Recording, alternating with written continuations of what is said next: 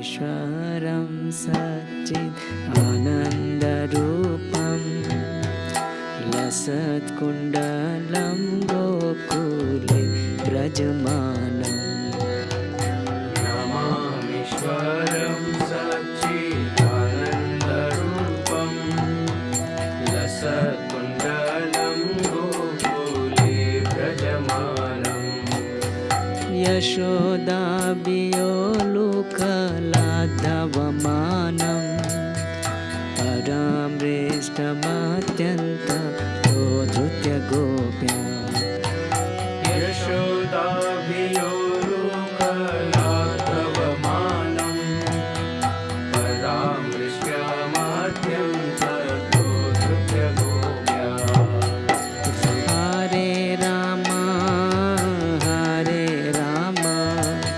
राम राम हरे हरे हरे कृष्णा कृष्णा कृष्णा हरे हरे हरे राम राम राम हरे हरे हरे कृष्णा कृष्ण कृष्ण हरे हरे हरे राम राम राम हरे हरे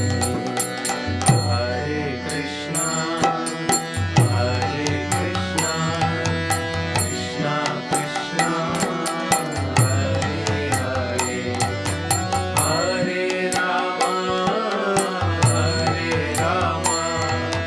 राम राम हरे हरे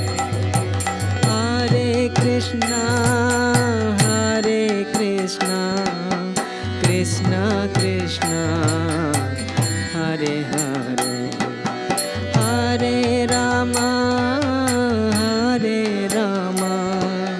राम राम हरे हरे। तो आप सब भक्तों का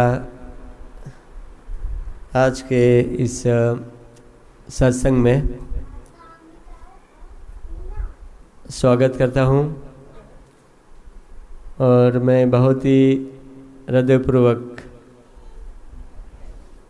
रोहित जी के परिवार के सभी भक्तों का बहुत ही आभारी हूँ जिन्होंने इस कार्तिक महीने में, इस कार्तिक मास में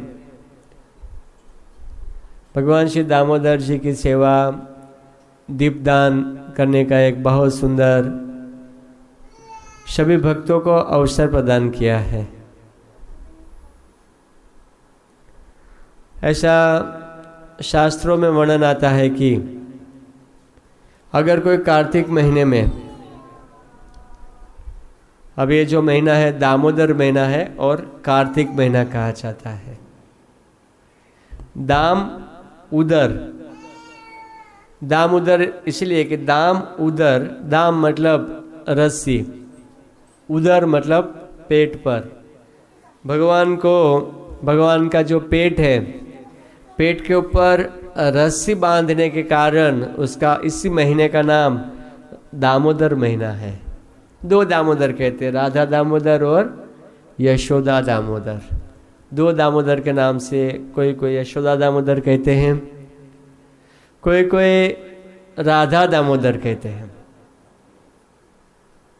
यशोदा मैया ने बांधा था, आप सब भक्त लोग इस बात को बहुत ही अच्छी तरह जानते हैं कि मैया जी ने भगवान को बांधा था और श्रीमती राधा रानी ने भी भगवान को बांधा था। श्रीमती राधिका जी ने भी भगवान को बांधा था। इसलिए इसी महीना को कोई राधा दामोदर कहते हैं और कोई भक्त जो हैं वो यशोदा दामोदर कहते हैं। आप अपनी श्रद्धा के अनुसार चाहे राधा दामोदर कहिए या यशोदा दामोदर कहिए, दोनों का जो फल है समान रूप से फल प्राप्त होता है। लेकिन इसी महीने में जाने अनजाने में अगर कोई भक्त इस दामोदर भगवान को एक दीप अर्पित करता है, वो भगवान के धाम की प्राप्ति करता है। हरि बोल। छोटा सा दीप अर्पित करने से, इसी महीने में भगवान को दीप दिखाते हैं। एक दिन भी अगर अर्पित कर दिया, हम लोग दीप तो जलाते हैं दीपावली के कारण, लेकिन हम जानते नहीं दीप का क्या महात्म्य है। देखिए बहुत सुंदर यहाँ पर बैठे हैं छोटे ठाकुर जी है, यशोदा मैया उनको बांध रही है, अपने लाला को बांध रही है, प्रेम का बंधन है। बहुत सुंदर स्तोत्र है ये, यशोदा दामोदर के महिमा के ऊपर बहुत सुंदर स्तोत्र है। और ये स्तोत्र जो है नारद जी इनके वक्ता है और शौनक ऋषि इनके श्रोता है और सुन रहे हैं। नारद जी इसका वर्णन करें, स्तोत्र का 8 श्लोकों में वर्णन किया गया है, जिनको हम इस कथा के बाद, इस प्रवचन के बाद हम उसको गाएंगे। बहुत सुंदर स्तोत्र है। उनकी शुरुआत में वर्णन आता है कि हरे कृष्णा कृष्णा कृष्णा हरे हरे, हरे राम राम राम हरे हरे। नमामीश्वरम सच्चिदानंद रूपम लसत कुंडलम गोकुले भ्राजमानम यशोदाभियो उलूखलाब्धवमानम परामृष्टम अत्यंत ततोधृत्य गोप्या। नमामि ईश्वरम, इस स्तोत्र में भगवान को प्रणाम किया जा रहा है।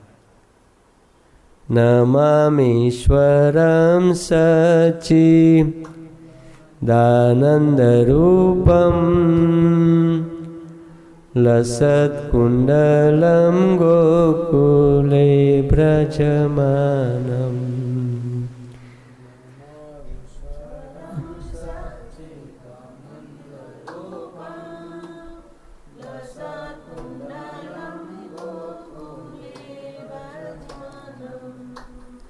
यशोदाभियोलुखलाब्धवमानम् परामृष्टमत्यन्ततोधृत्य गोप्या।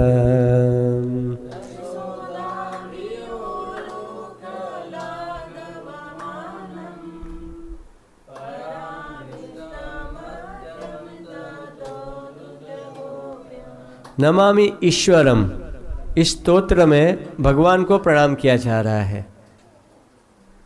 नमामि ईश्वरम सच्चिद आनंद, भगवान का जो स्वरूप है सत चिद और आनंद से बना हुआ है। हमारा शरीर कैसा है, हमारा स्वरूप कैसा है? सत तो है ही नहीं, चिद है ही नहीं और आनंद भी नहीं है, निरानंद है। लेकिन भगवान का जो शरीर है, सत मतलब शाश्वत शरीर है भगवान का। हमारा शरीर को शाश्वत नहीं है। हमारा शरीर है दिन प्रतिदिन बुढ़ापा को प्राप्त कर रहे हैं हम लोग। हम शाश्वत यहाँ पर नहीं है। आज से 100 साल पहले हम लोग नहीं थे इसी शरीर में, और आगामी 50-100 साल के बाद हम इस शरीर में नहीं रहने वाले हैं। हमारा ये जो शरीर है ये शाश्वत नहीं है। लेकिन भगवान का कैसा है? शाश्वत शरीर है भगवान का। महाभारत के युद्ध में भी भगवान युवान थे। जब भगवान 125 साल के थे और जब छोटे थे तभी भी हर समय पर भगवान का जो उम्र है, एज है, भगवान जो 14 साल के ऊपर भगवान कभी भी नहीं जाते हैं। कभी भी 14 साल को, ये युवानी को भगवान कभी पार नहीं करते हैं। हमारे अंदर क्या दिन प्रतिदिन बुढ़ापा आता जा रहा है। शीशा में देखे जबरदस्ती मुस्कुराते हैं, है ना, ताकि ऐसा जबरदस्ती गाल थोड़ा बाहर दिखे, फोटो खींचे मुस्कुराओ, ताकि है ना मुस्कुराना पड़ता है। लेकिन भगवान के साथ ऐसा नहीं है। भगवान का शरीर शाश्वत है, सच्चिद ज्ञान से पूर्ण है भगवान। भगवान को जो ज्ञान जो है, ज्ञान प्राप्त करने की भगवान को आवश्यकता नहीं है। हमें कुछ भी करना है तो ज्ञान प्राप्त करना पड़ता है। बचपन में कितनी पढ़ाई करते हैं ज्ञान प्राप्त करने के लिए, लेकिन फिर भी भूल जाते हैं। ज्ञान प्राप्त करने के लिए नाना प्रकार से हमें प्रयास करना पड़ता है, लेकिन भगवान का ज्ञान जो है हर एक जन्म में, हर एक अवतारों में, भगवान जितने अवतार लेते हैं सभी अवतारों में भगवान को हर चीज याद है। भगवान अर्जुन से कहते कि भगवान अर्जुन से कहते कि अर्जुन मैं सब कुछ जानता हूं, लेकिन अर्जुन तुम भूल चुके हो, मुझे सब कुछ याद है। बहुनी में व्यतीतानि जन्मानि तव चार्जुन, हे अर्जुन मेरा और आपका बहुत सारा जन्म हो चुका है। तान अहम वेद सर्वाणि, मैं हर चीज को मैं जानता हूं, लेकिन अर्जुन तुम नहीं जानते। भगवान को कोई ज्ञान प्राप्त करने के लिए कोई अलग से पढ़ने की आवश्यकता नहीं है। सच्चिद और आनंद, हमेशा जो भगवान है वो आनंद में रहते हैं और हम हमेशा निरानंद में ही रहते हैं। जबरदस्ती कहना पड़ता है, घर में आते हैं तो ठीक से बात करो, ठीक से हंसो, है ना। हमेशा निरानंद में रहना पड़ता है, निरानंद में ही रहते हैं। जबरदस्ती फोन में बोलते हैं हाँ हम ठीक है, लेकिन निरानंद आनंद तो बड़े मुश्किल से मिलता है, दुख में ही रहते हैं। लेकिन भगवान जो है सच्चिद आनंद में भगवान का स्वरूप है। नमामीश्वरम सच्चिदानंद रूपम लसत कुंडलम कथम भूतम ईश्वरम, तो कहते हैं लसत कुंडलम गोकुले भ्राजमानम। लसत कुंडलम, इनके जो कानों के जो कुंडल जो हैं वो भगवान के कानों के कुंडल हिल रहे हैं। और गोकुले भ्राजमानम, गोकुल की गलियों में बहुत सुंदर भगवान लगते हैं। भगवान की ये जो कथा है बाल्य लीला है भगवान की, गोकुल की गलियों में भगवान ने बहुत सुंदर कुंडल धारण किए हैं और गोकुल की गलियों में भगवान चलते हुए जा रहे हैं और उनके कुंडल जो हैं बहुत ही सुंदर लगते हैं। भगवान सुंदर है, इसीलिए भगवान का जो कुंडल है वो क्या लगता है, सुंदर लगता है। भगवान सुंदर, इसीलिए भगवान सुंदर है, इसीलिए कुंडल की शोभा बढ़ रही है। हमारे साथ क्या होता है, भगवान सुंदर है इसलिए भगवान जो वस्त्र पहनते हैं वो वस्त्र सुंदर लगता है। हमारे साथ क्या होता है, कुछ धारण करते हैं कानों में या वस्त्र धारण करते हैं ताकि हम सुंदर लगे। क्लियर हो गया ना। भगवान ताकि हम सुंदर लगे इसलिए सुंदर सुंदर वस्त्र पहनते हैं तो हम सुंदर लगते हैं, लेकिन भगवान के साथ ऐसा नहीं है। भगवान जो है सुंदर है, इसलिए भगवान के जो वस्त्र जो है वो भगवान के वस्त्र सुंदर लगते हैं। भगवान सुंदर है इसलिए वस्त्र की शोभा बढ़ती है। गोकुले भ्राजमानम, गोकुल की गलियों में बहुत सुंदर भगवान लग रहे हैं। यशोदा भी उलूख लाब्धवमानम, यशोदा के भय से, यशोदा जी के भय से उलूख लाब्धवमानम, उखल, उखल होता है ना जहाँ पर हम लोग क्या बनाते हैं, उखल पे दही का मंथन करते हैं। अभी शहरों में आजकल दही का मंथन ऐसा नहीं होता है ना। आजकल मशीन आ गया मशीन लगा दो और मंथन करना शुरू कर दो, मशीन से मशीन लगा दो और मंथन शुरू हो जाता है मशीन से। पहले के ज़माने में बड़ा मटका हुआ करता है, मटका जो है बहुत से बड़ा मटका हुआ करता है और इसी मटके को है ना दही डाल के माताएं मंथन करती थी। यहाँ पे यशोदा मैया मंथन करने जा रही हैं, उन्होंने बहुत सुंदर रेशमी वस्त्र धारण किया था। लेकिन यहाँ पर भगवान श्री कृष्ण जो है यशोदा भयो, यशोदा से भय से उखल जिसमें मंथन किया जाता है दही का, उखल लाब्धव मानम, उखल से भगवान जंप लगा के तेजी से भागते हुए जा रहे हैं। लेकिन मैया यशोदा ने परामृष्टम अत्यंत ततोधृत गोपिया, इससे भी तेजी से अधिक से दौड़ते हुए मैया यशोदा ने भगवान को पकड़ लिया है। वही भगवान को हम प्रणाम करते हैं। हरे कृष्णा कृष्णा कृष्णा हरे हरे, हरे राम राम राम हरे हरे। कथा इस प्रकार से है कि 10वें स्कंद में अगर हम लोग जाते हैं तो भगवान नाना प्रकार की लीलाएं करते हैं। 10वें स्कंद में भगवान के बाल्य लीलाओं के बारे में बहुत ही सुंदर रूप से वर्णन प्राप्त होता है। खास करके भगवान की बहुत सारी लीलाएं हैं, लेकिन कभी कभी लोग कहते हैं कि प्रभु जी माखन चोर की लीला सुनाइए हमें, है ना। माखन की चोरी, भगवान माखन की चोरी क्यों करते थे? कोई कोई भक्त कहते हैं वाह भगवान को माखन की चोरी करने की क्या आवश्यकता थी? अरे भगवान ने माखन की चोरी किया तो आपका क्या जाता है इसमें, है ना। आपका क्या घाटा हो रहा है? अगर भगवान माखन की चोरी करे हैं तो आपका कुछ घाटा हुआ क्या? और चोर शब्द की परिभाषा समझना चाहिए। चोर किसे कहते हैं? चोर इससे कहते हैं, चोर की परिभाषा है दूसरे की वस्तु उनको पूछे बिना, उनको पूछना नहीं है, दूसरे की वस्तु उनको पूछे बिना हमारे भोग के लिए, मतलब हमारे लिए छुपके से उठा लेते हैं, उनको चोरी कहा जाता है, चोर कहा जाता है।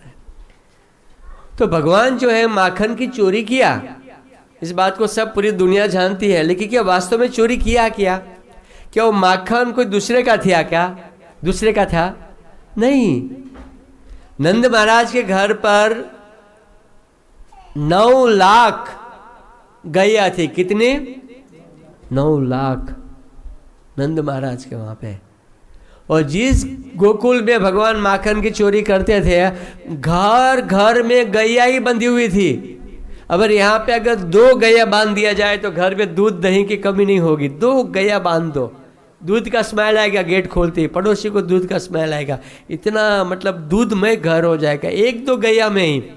लेकिन 9 लाख गैया थी, उनका कितना दूध और दही होगा। और नंद महाराज जो थे गोकुल के ब्रज के राजा थे, ब्रज की जितने भी संपत्ति थी सारे संपत्ति के वो मालिक थे।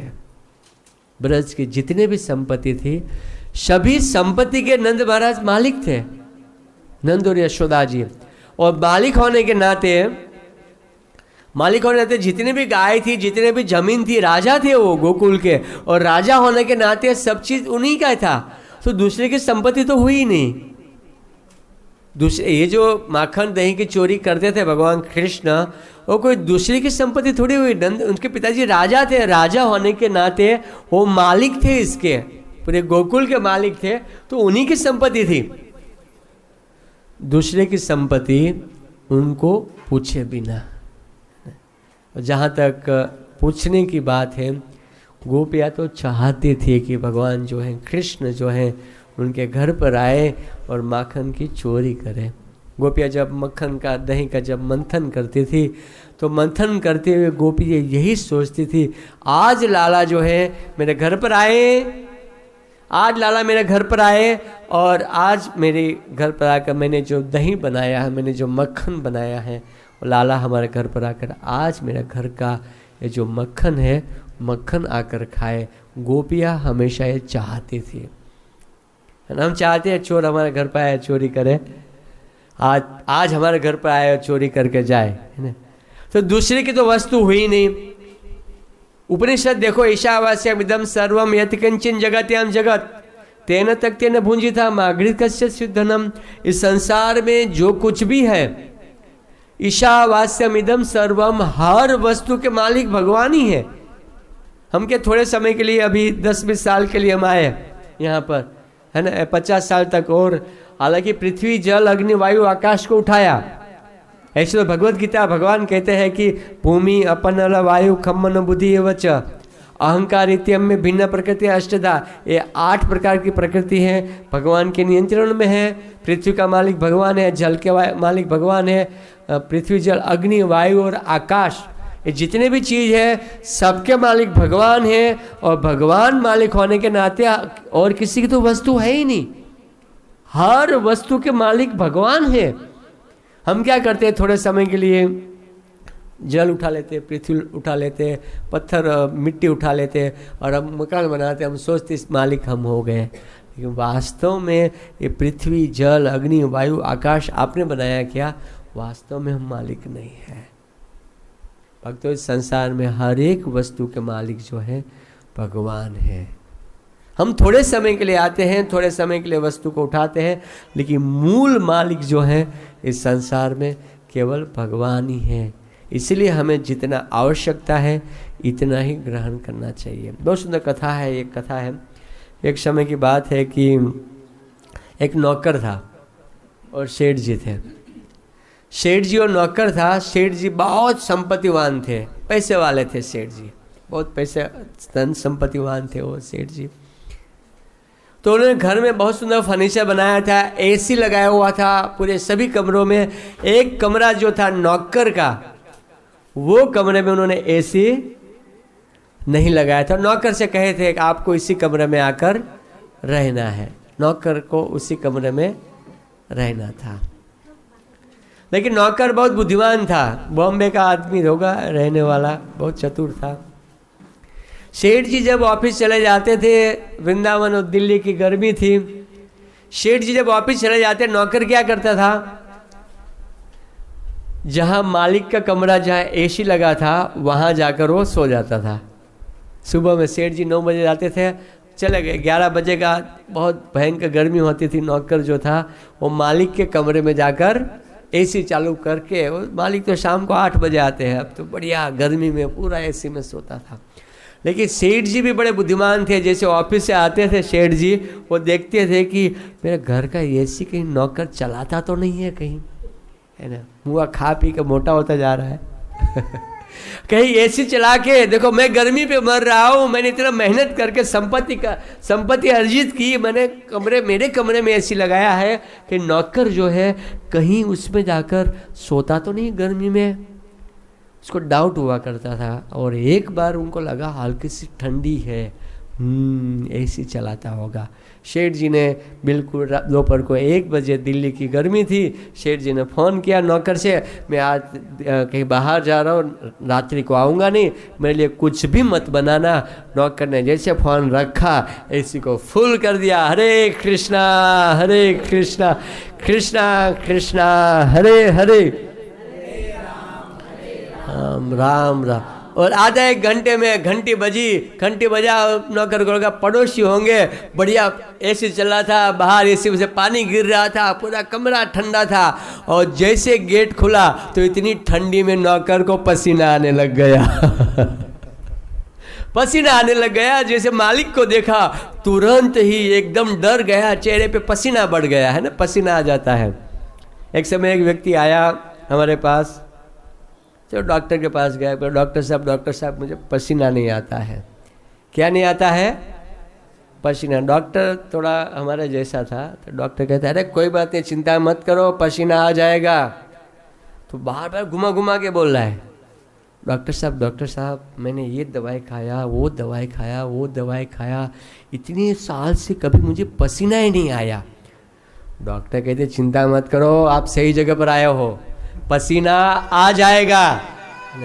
वापिस से हिस्ट्री बता रहा है, इतनी गर्मी, ये वो सब एसी में जाते हैं, हमें गर्मी भी नहीं लगती, मुझे इतनी गर्मी में ओढ़ के सोना पड़ता है, मुझे ठंडी लग रहा है, मुझे कभी पसीना नहीं आता है। डॉक्टर साहब कहते हैं मैंने बोला ना, आप बिल्कुल सही जगह पर हो, आपको पसीना आ जाएगा। और जैसे डॉक्टर ने गुस्से में आके बिल बनाया और बिल हाथ में पकड़ाया और बिल देखकर ही पसीना से लथपथ हो गया वो बिल देखा और पसीना आने लग गया उसको, ऐसा। तो यहाँ पर नौकर ने देखा कि मालिक आ चुका है, और मालिक को देखकर तुरंत ही, और मालिक ने गेट खोलती धड़ाम करके उसको 2-4 गुल्ला मार दिया। नालायक कहीं का, तुम्हारे लिए मैंने एसी लगाया है क्या? गर्मी में मैं ऑफिस में मर रहा हूँ, तुम इसी में सोते हो?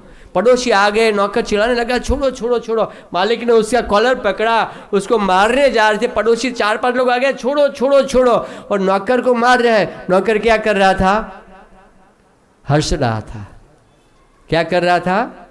हंस रहा था, हा ही कर रहा था, हंस रहा था। वो नौकर हंस रहा था, मालिक मार रहा था, वापिस 2-4 गुल्ला मारा, नौकर बड़ा मुस्कुरा रहा था, बड़े अच्छे से हंस रहा था। जैसे वो हंस रहा है, मालिक और गुस्सा में आ रहा है। देखो मैं बोला नालायक है, पड़ोसी लोग पकड़ रहे हैं, मत मारो मत मारो, दोनों को अलग कर रहे हैं। बोला मैंने कहा नालायक है, नालायक व्यक्ति है, देखो अभी भी हंस रहा है, और दूर जाके भी हंस रहा है, वो हाँ ही कर रहा है। मालिक को बड़ा ही गुस्सा है, अब तो मैं उसको छोड़ूंगा नहीं। सबको भगा के मारने के लिए भागे, लेकिन लोगों ने पकड़ लिया। लेकिन कुछ लोग नौकर को डांटने लगे, चुप, हंसते हो कहेगा हम लोग तुम्हें बचा रहे हैं और तुम्हें मार रहे हो, तुम हंसते जा रहे हो। लेकिन एक बुद्धिमान व्यक्ति था, दोनों को शांत किया, मालिक नौकर को, और नौकर को पूछा, आप बताओ जरा आप हंसते क्यों हो? आपको इतना मार पड़ रहा है, इतना दंड मिल रहा है, और दंड मिलने के बाद आप हंसते क्यों हो? तो नौकर बहुत सुंदर अपने शब्दों में कहता है। नौकर कहता है कि ये घर का जो फ्रिज है, एसी है, एक कमरा है, एक मकान है, उसका मालिक मेरे सेठ जी है। बिल्कुल सत्य वस्तु है। सब लोग बोलते हैं हाँ सेठ जी मालिक है। मैंने लास्ट 2-3 महीने से मैं उस एसी को यूज़ करता हूँ, अपना समझ के यूज़ करता हूँ, और मुझे इतना चाटा पड़ा, देखो मेरा गाल फूल गया। लेकिन वास्तव में संसार में हर एक वस्तु के मालिक भगवान है। मेरे सेठ जी को कैसा चाटा पड़ेगा? हरे कृष्णा कृष्णा कृष्णा हरे हरे, हरे राम राम राम हरे हरे। हमारे सेठ जी को कैसा चाटा पड़ेगा? सेठ जी की हालत क्या होगी? भक्त वास्तव में हर वस्तु के जो मालिक हैं वो भगवान ही मालिक है। हमें जितना जो आवश्यकता है वही वस्तु को हमें स्वीकार करना चाहिए। तो इस संसार में हर वस्तु के मालिक तो भगवान है, दूसरे की वस्तु तो हुई नहीं। दूसरे की वस्तु उनके पूछे बिना, अब देखिए पूछने की तो बात ही नहीं थी। गोपियाँ तो चाहती थी कि कृष्ण हमारे घर पर आए, माखन दही की चोरी करे, वो तो चाहते ही थे, और खाए, मांग के खाए लाला, वो तो चाहते थे, गोपियाँ चाहती थी। तो दूसरे की वस्तु उनके पीछे बिना, और हमारे भोग के लिए कि भगवान को कहाँ दही मक्खन खाने की कमी थी। घर पे 9 लाख गायें थी, तो उनको दही मक्खन तो मिल ही रहा था, अपने भोग के लिए तो हुआ ही नहीं। अपने भोग के लिए अगर कुछ चीज़ उठाते उनको चोरी कहा जाता है। तो वास्तव में देखा जाए तो भगवान जो थे माखन की चोरी करते थे, लेकिन वो चोरी नहीं थी, चोरी नहीं थी। तो एक माता जी ने एक जगह में कथा कर रहा था, बीच में पूछ दिया, लेकिन महाराज जी है ना, ठीक है वो चोरी नहीं थी, लेकिन माखन ही क्यों उठाया? मक्खन ही क्यों उठाते थे भगवान? अभी हम कुछ तैयारी करके बैठे थे नहीं, तो हमें बोला क्या बोले, हम भी कन्फ्यूज हो गए सबके सामने। लेकिन भगवान ने बुद्धि दिया कि अरे माखन ही भगवान क्यों उठाया? क्योंकि वहाँ पे मक्खन ही मिल रहा था, तो ठाकुर जी मक्खन ही उठाएंगे ना। जहाँ जो मिलेगा, बॉम्बे में होते तो बड़ा पाव उठा लेते हैं, और क्या करते हैं, है ना, जहाँ जैसी चीज़ें है वहाँ उठाएंगे, सीधी सी बात है। वहाँ मक्खन ही मिलता था, और मक्खन थे सॉफ्ट और स्वीट है। क्या है? सॉफ्ट और स्वीट है। और ठाकुर जी हमारे क्या है? सॉफ्ट और स्वीट है। देखिए मक्खन बनाने में कितनी मेहनत लगती है। मक्खन बनाना होता है तो कितना मेहनत लगती है मक्खन बनाने के लिए। और एक दिन पहले दूध सब इकट्ठा करना पड़ता है, गरम करना पड़ता है, जामन देना पड़ता है, दही बनता है, इतना मटका भर के दही होता है, इतना मक्खन निकलता है। सार, दूध का सार है मक्खन। इसी प्रकार भगवान श्री कृष्ण इस तीनों लोकों में, इस ब्रह्मांड के अंदर हर एक जीवों के स्वामी, देवताओं के स्वामी, सभी अवतारों के अवतारी भगवान श्री कृष्ण सार है। और सार व्यक्ति अगर सार ही खाएगा ना, और क्या खा सकता है?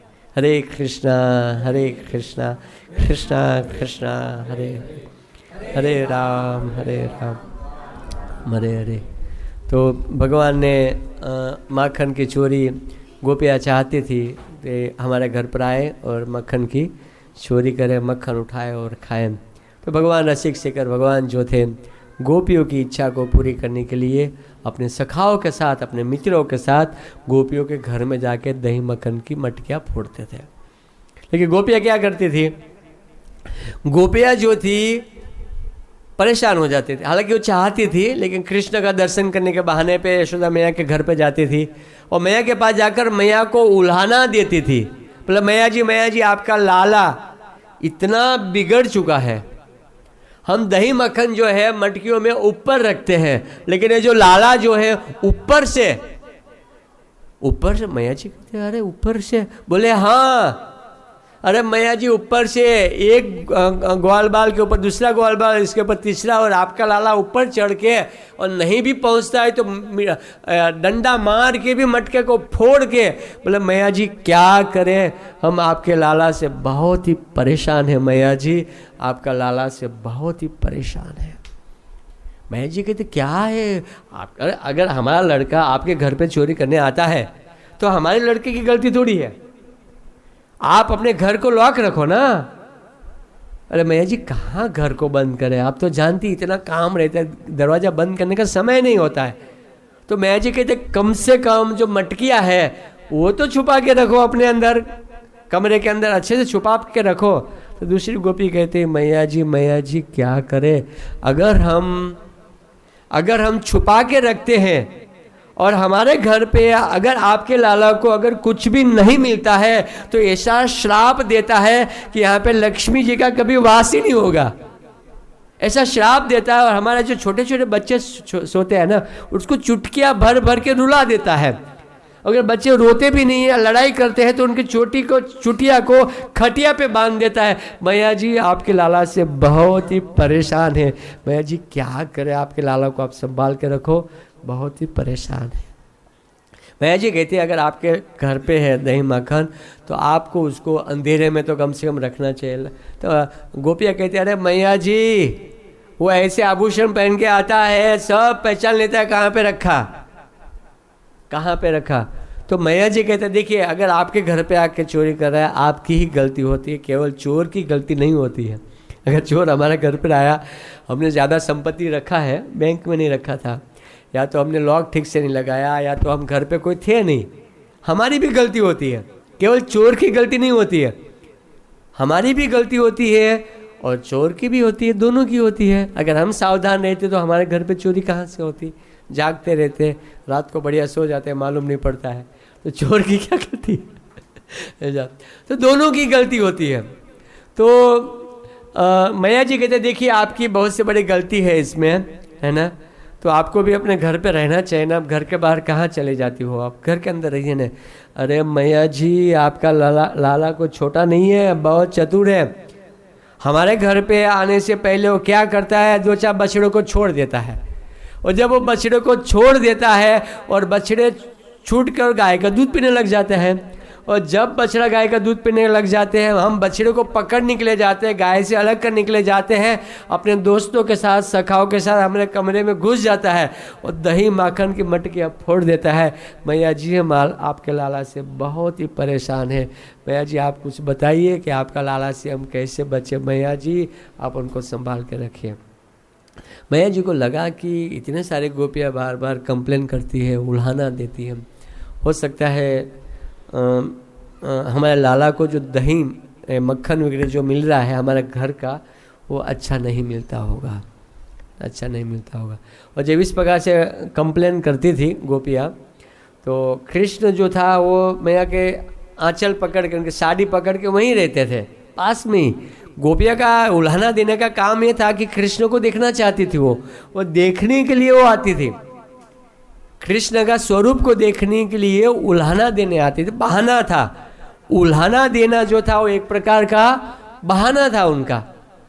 जब कृष्ण देखते थे कि मैया जी के चेहरे पे कोई रिएक्शन नहीं है, मैया जी ने मेरा ही पक्ष लिया, तो गोपियों को हाथ ऊपर करके उंगली दिखाते हुए कहते थे ई देखो आखिर मेरी मैया है ना मेरी मैया है, मेरा ही पक्ष ले रही है, और किसका पक्ष लेगी वो। और तुरंत साड़ी अपने सर पर रख के वो छुप जाते थे। इस प्रकार से भगवान की नाना प्रकार की लीलाएं जो है भगवान करते रहते थे। और यशोदा मैंने विचार किया कि लड़का बहुत बड़ा हो चुका है ना, आज दही मक्खन की मटकियाँ फोड़ता है, मक्खन उठा के चोरी करके लाता है, कल किसी की छोरी को उठा के लेके आ जाएगा, परसों किसी की संपत्ति लेकर आ जाएगा। हो सकता है हमारा घर का जो दही मक्खन है वो अच्छा नहीं बनता होगा। मैया जी ने पद्मगंधा गाय, पद्मगंधा बहुत सुंदर फूल की तरह सुगंधित उनका दही था, दूध था, वो पद्मगंधा गाय का दूध मंगाया, और दूध मंगा के स्वयं दीपावली के दिन और घोर में स्वयं मंथन करने लग गई। भक्त यशोदा मैया जो थी खुद मंथन कर रही थी। मैया जी ने विचार किया कि हो सकता है गोपी बनाएगी तो बनाने में ठीक से न बनाए, यानी मैं खुद मंथन करूँगी और सुबह में और दही मक्खन अच्छा निकले, दही का मंथन अच्छा हो, इसलिए रेशमी वस्त्र पहना था मैया जी ने। वस्त्र का भी महत्व होता है। पहले के ज़माने में सब पायजामा ही पहनते थे, ये पेंट तो जो था अंग्रेज लोग आके देकर गए। अंग्रेज लोग यहाँ पर देकर गए, कोई पेंट नहीं पहनते थे, जीन्स बीन्स।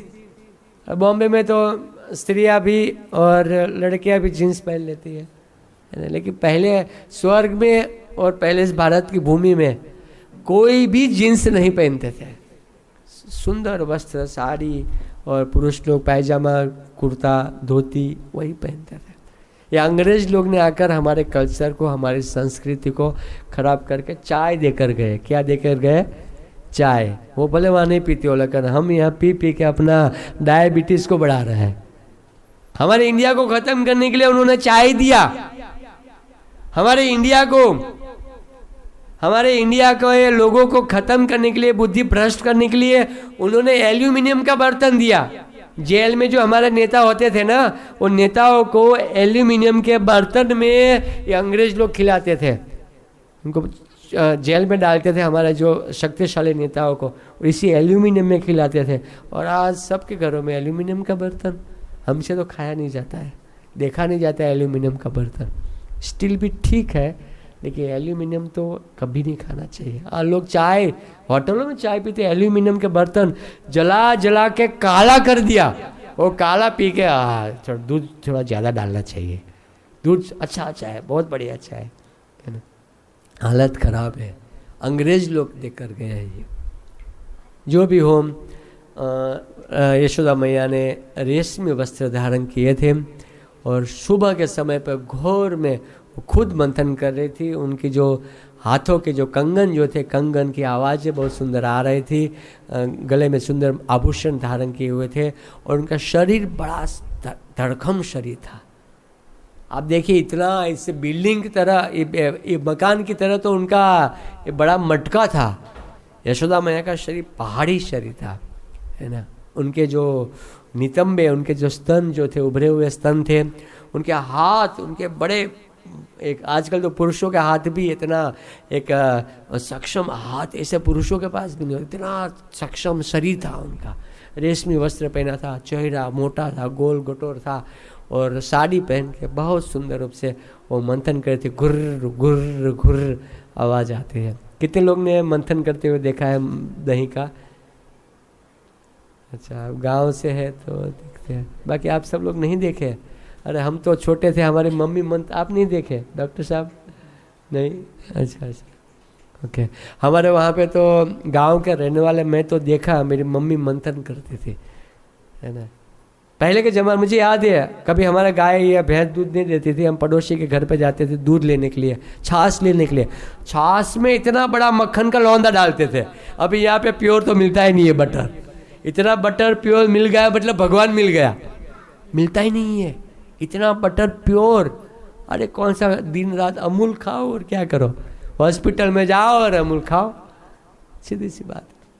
प्योर कहाँ, उनके प्योर मिलना मुश्किल है, प्योर गाँव में मिलता है।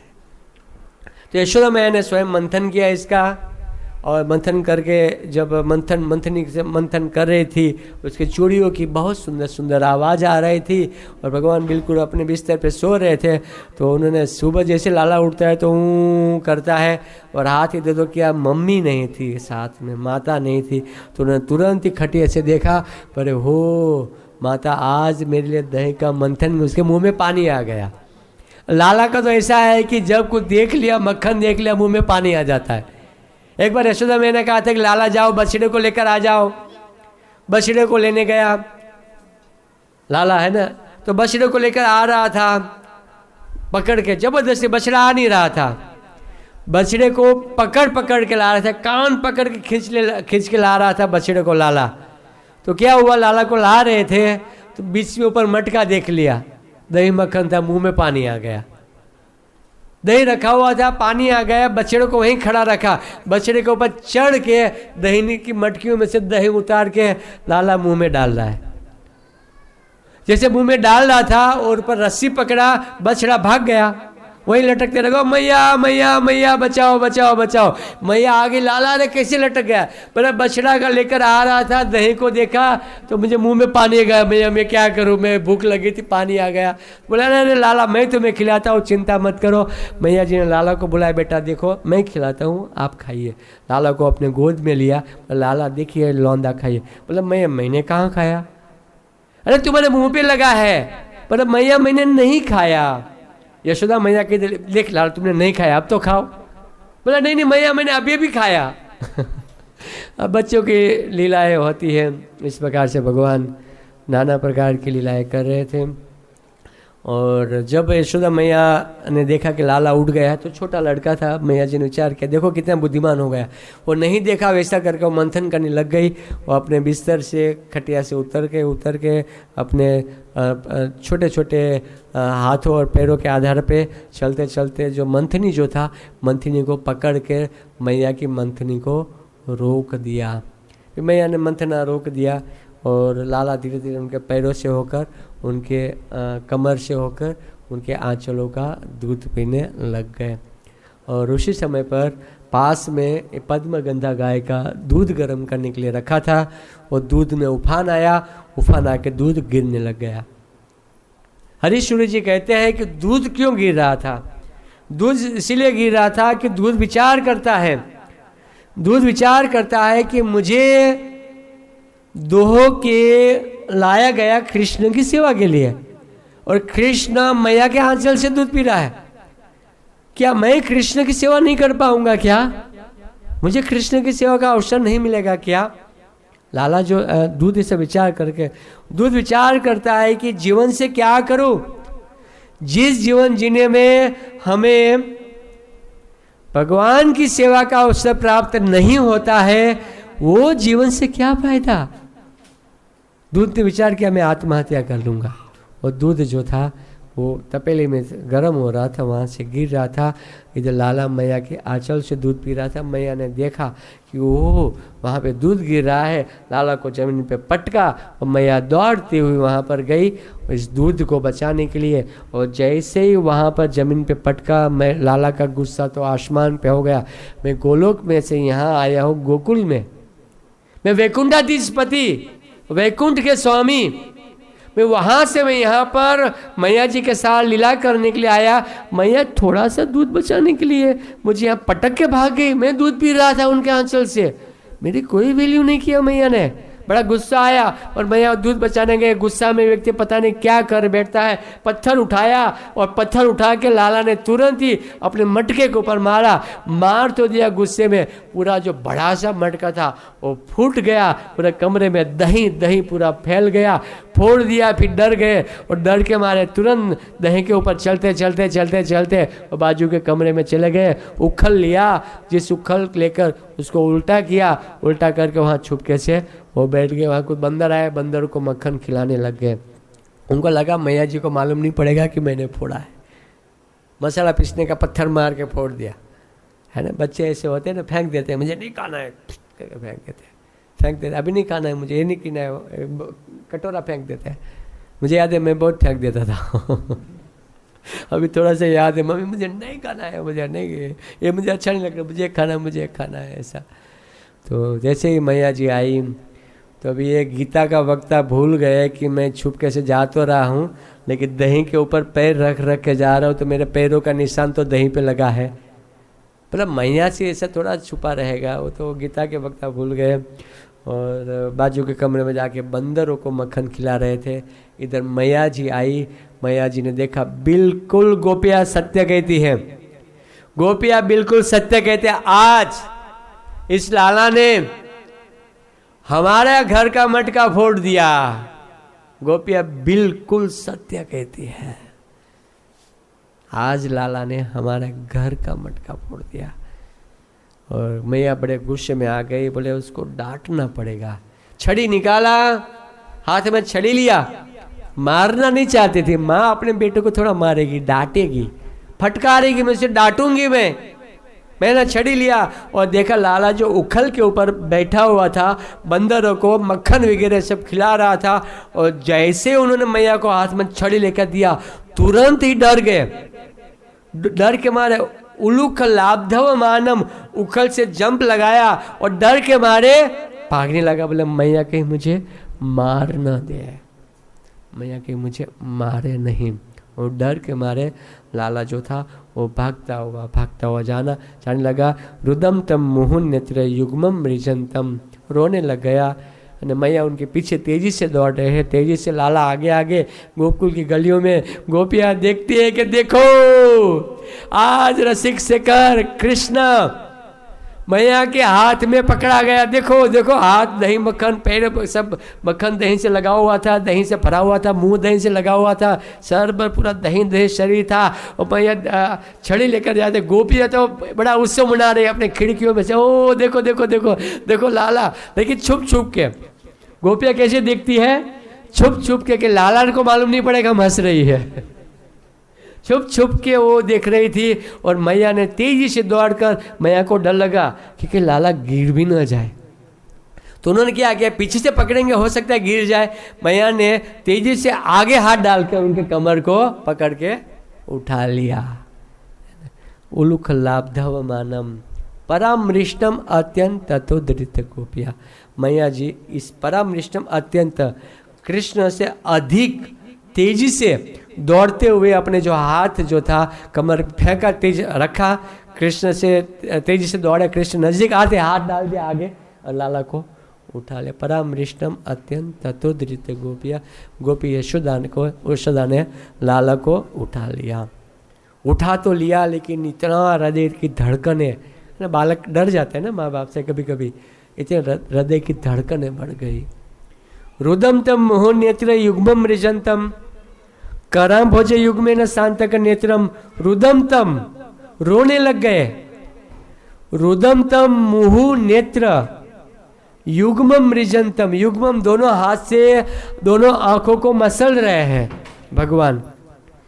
युग्मम दोनों हाथ से दोनों आंखों को मसलते जा रहे हैं। मुहु नेत्र, रुदम तम रो रहे थे और अपने दोनों आंखों को मसल रहे हैं। कराम भोज युग में न शांतक नेत्रम, कराम भोज युग में न दोनों हाथों से आंखों को मसलते हुए, शांतंक नेत्रम डरी हुई आंखों से अपनी मैया को देख रहे हैं। लाला जो था अपनी आंखों को मसल रहा है, डर रहा है। रुदम तो रोते जा रहा है। मुंह श्वास, बार बार श्वास ले रहा है छोड़ रहा है, ले रहा है छोड़ रहा है।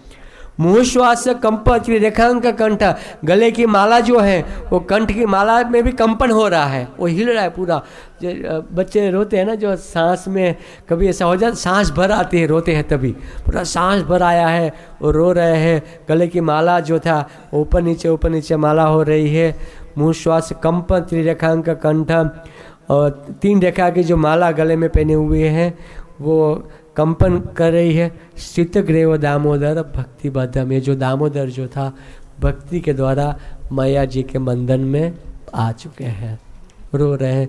और तुरंत ही मैया जी ने उसको छड़ी दिखाया। लाला बहुत रोते जा रहे थे। बोले आज तो मैं तुम्हें छोड़ूंगा नहीं।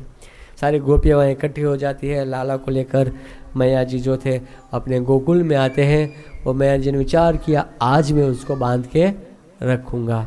मैया जी ने रस्सी लिया और रस्सी से लाला को उखल से बांधने का प्रयास किया। करके सारी रस्सी मंगा दिया एक के बाद, लेकिन लाला का बंधन नहीं हो रहा था। कुछ गोपियों ने कहा मैया छोड़ो, आपके लाला का नसीब में बंधन लिखा ही नहीं।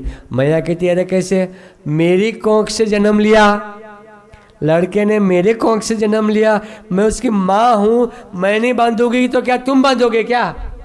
मैं उसको बांध के रखूंगी। है ना मैया जी, जाओ आप क्या देखती हो, जाओ अपने अपने घर से रस्सियाँ लेकर आ जाओ, क्यों हंसती हो, जाओ आप जाओ सब।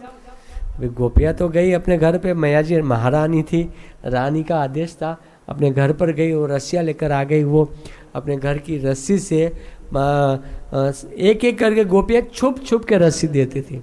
गोपियाँ कैसे देती थी, क्या कि लाला देखने लगे, अगर लाला देख लेगा तो हमारे घर पे कल नहीं आएगा। चुपके से मैया को रस्सी देने लगे। ऐसे करते करते सारी गोकुल की रस्सियाँ लेकर आए, सारी गोकुल की गोपियाँ अपने घर से रस्सी लेकर आए। और मैया जी जैसे बांधते थे, लास्ट में थोड़ा सा जब गांठ लगाना होता था, 2 उंगल रस्सी छोटी ही पड़ती थी। मैया के चेहरे पे पसीना आ गया, बाल खुल गया, साड़ी वस्त्र जो था उनके पूरे ढीले हो गए और मैया जी बहुत थकान का अनुभव करने लगे। मैया जी विचार करते हैं कि मेरे लाला में ऐसा क्या है कि मैं माँ होकर उसको बांध नहीं पाती हूँ। फिर भगवान ने विचार किया कि अगर मैं अब बंधन में नहीं आऊँगा तो मैया का अभी सारी शक्ति लगा चुके थे, मैया थक चुकी थी। उनका प्रयास से भगवान बड़े प्रसन्न हो गए और भगवान ने विचार किया कि अभी मैं स्वयं अपनी इच्छा से भगवान जो थे मैया जी के बंधन में आ गए। मैया जी को कृष्ण को मैया जी ने बांध दिया है, उखल से बांध के रखा है। और मैया जी ने उसको कहा अभी तो मैं तुम्हें छोड़ूंगी नहीं, बांध के ही रखूँगी। लाला रो रहा है और मैया जो थी अपने घर काम करने के लिए चली जाती है। लाला को बांध दिया। गोकुल की गलियों में चारों दिशाओं में बात फैल गई। लाला को उखल से रस्सी से बांध दिया, लाला को बांध दिया, लाला को बांध दिया। चारों दिशाओं में सारी गोकुल की गलियों में सब गोपियाँ छुप छुप के आके देख रही है, लाला रो रहा है और लाला को बांधा। सब बच्चे उनके दोस्त आके देख रहे, ओ कृष्ण को बांधा। कोई दोस्त कहता चिंता मत करो, मैया जैसे अंदर जाएगी ना घर काम करने के लिए, हम छुड़ाएंगे, चिंता मत करो। 2-3 दोस्त तो दौड़ते दौड़ते चले गए बलराम जी के पास, दाऊ जी के पास दौड़ते दौड़ते गए। दाऊ भैया, बलराम जी लाला को बांध दिया। लाला को बंधन में रस्सी से बांधा, उखल से बांधा। और बलराम जी ने सुना कि लाला को रस्सी से बांधा। बलराम जी बड़े गुस्से में आ गए। बलराम जी ने पूछा किसने बांधा? तो ग्वाल बाल तो कोई जानते नहीं, छोटे छोटे बच्चे, अरे बांध दिया, घर पे बांध दिया, रस्सी से बांध दिया। बलराम जी खेल खेल रहे थे। बलराम जी को बड़ा गुस्सा आ गया, कौन राक्षस आया, किसकी हिम्मत है लाला को बांधने की। बलराम जी बड़े गुस्से में आ गए और गुस्से में आके भागते हुए बलराम जी आ रहे थे।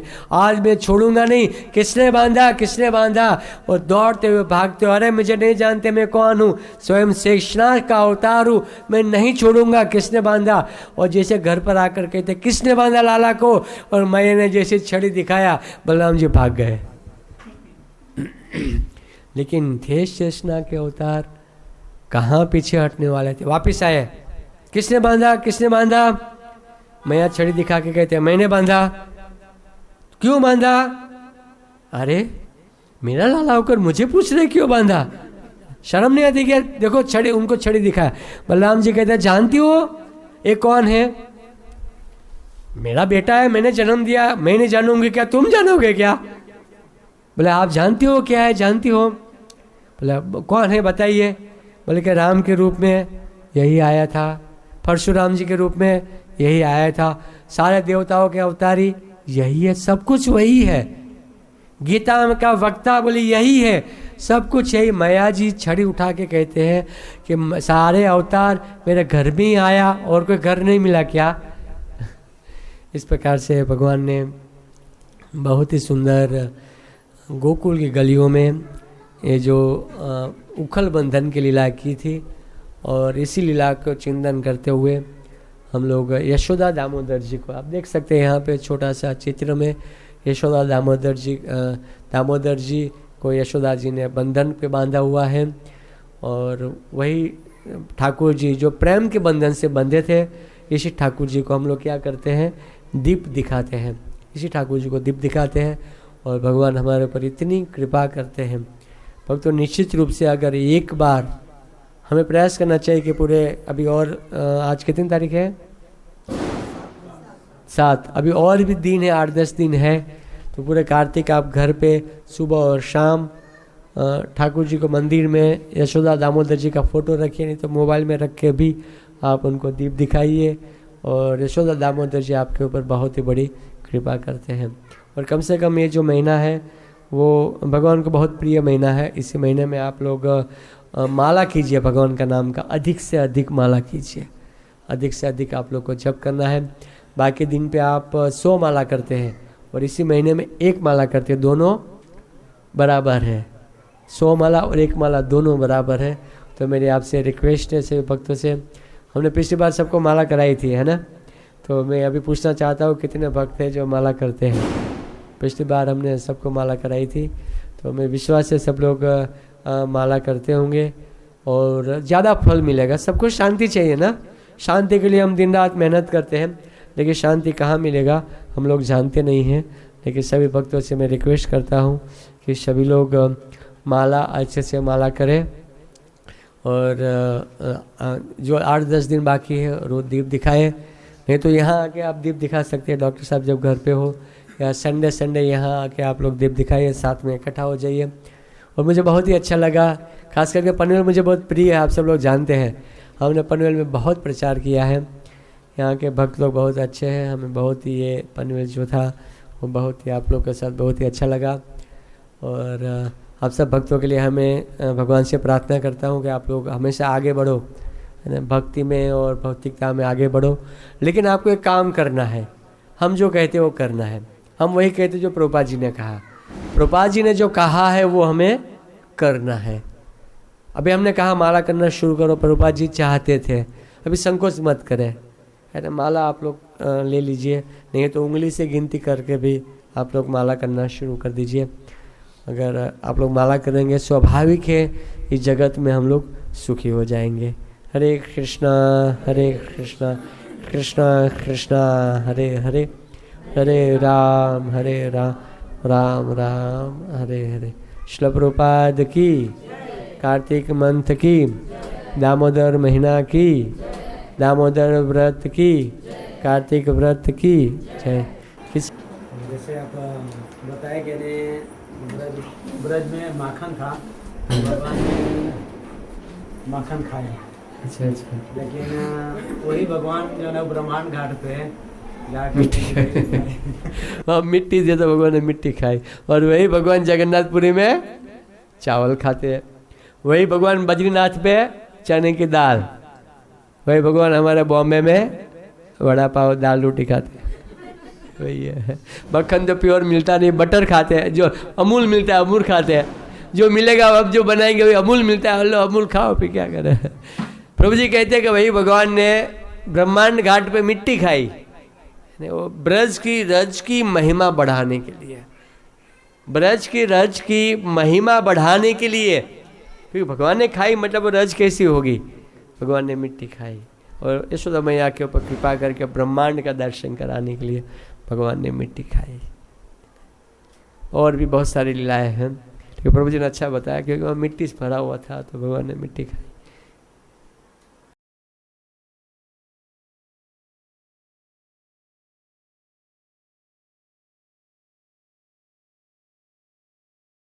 हरे मना तुम्ही, गोविंद मना तुम्ही, गोपाल मना तुम्ही, नारायणा।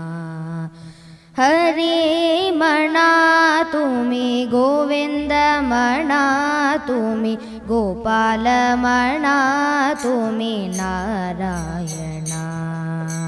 गोविंद गोपाल हरि नारायणा, गोविंद गोपाल हरि नारायणा, गोविंद गोपाल हरि नारायणा, गोविंद गोपाल हरि नारायणा। हरे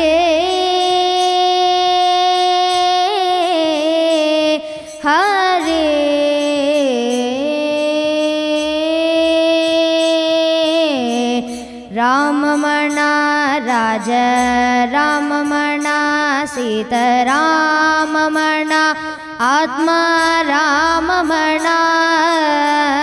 राममणा राज राममणा, सीता राममणा, आत्मा राममणा। राममणा राज राज राममणा सीत राममणा आत्मा राममणा हरि मणा तुम्ही गोविंद मणा तुम्ही गोपाल मणा तुम्ही नारायणा हरि मणा तुम्ही गोविंद मणा तुम्ही गोपाल मणा तुम्ही नारायणा श्याम मणा गण श्याम मणा मेघ श्याम मणा राधे श्याम मणा श्याम मणा गण श्याम मणा मेघ श्याम मणा राधे श्याम मणा श्याम मणा गण श्याम मणा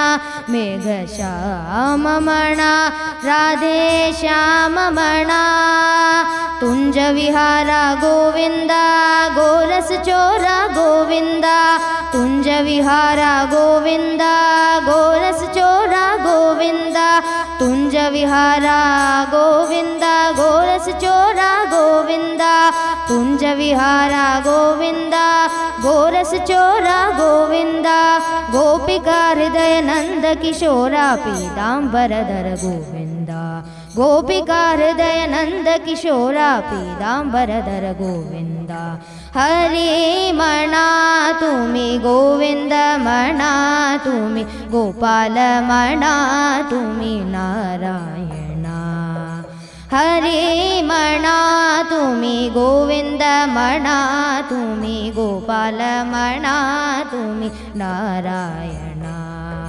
गोविंद गोपाल हरि नारायणा गोविंद गोपाल हरि नारायणा जय जय राम जय जय राम जय जय राम कृष्ण हरि जय जय राम जय जय राम जय जय राम कृष्ण हरि जय जय राम जय जय राम जय जय राम कृष्ण हरि जय जय राम जय जय राम जय जय राम कृष्ण हरि राम कृष्ण हरि राधा कृष्ण हरि राम कृष्ण हरि राधा कृष्ण हरि राम कृष्ण हरि राधा कृष्ण हरि राम कृष्ण हरि राधा कृष्ण हरि राम कृष्ण हरि राम कृष्ण हरि राम कृष्ण हरि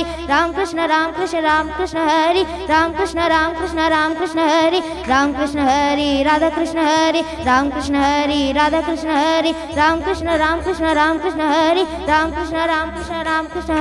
राम कृष्ण हरि राधा कृष्ण हरि राम कृष्ण हरि राधा कृष्ण हरि राम कृष्ण हरि राधा कृष्ण हरि राम कृष्ण हरि राधा कृष्ण हरि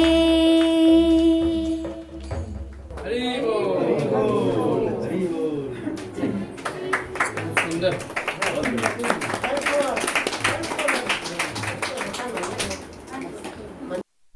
सुंदर श्रीजीत नाम है, बहुत ही धन्यवाद देते हैं उनका हरे कृष्ण महामंत्र बोलते हुए। श्रीजीत ना, अच्छा, बहुत सुंदर गाया भजन है ना।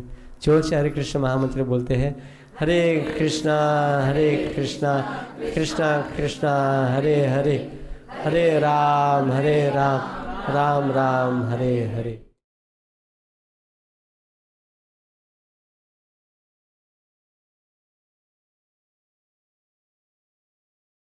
और एक हमारे बीच में छोटा सा बालक है, क्या नाम है उनका?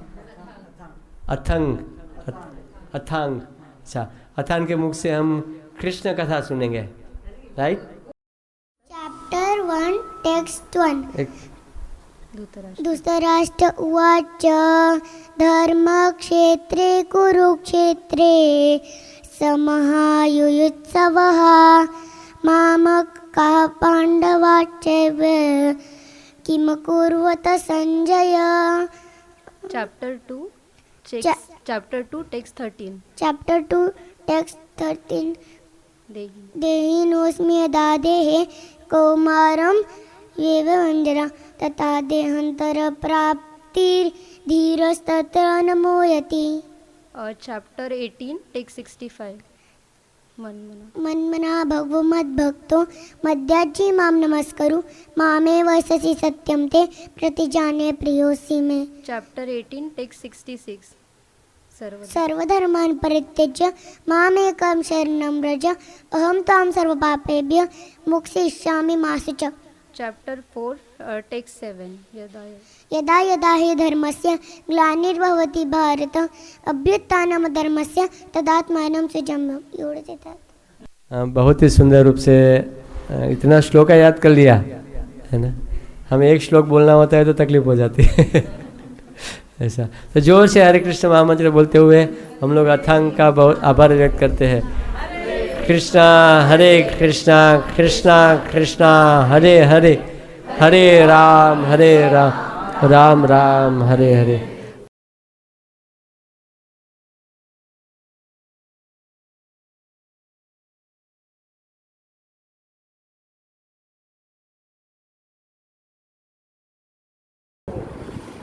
श्री कृष्ण गोविंद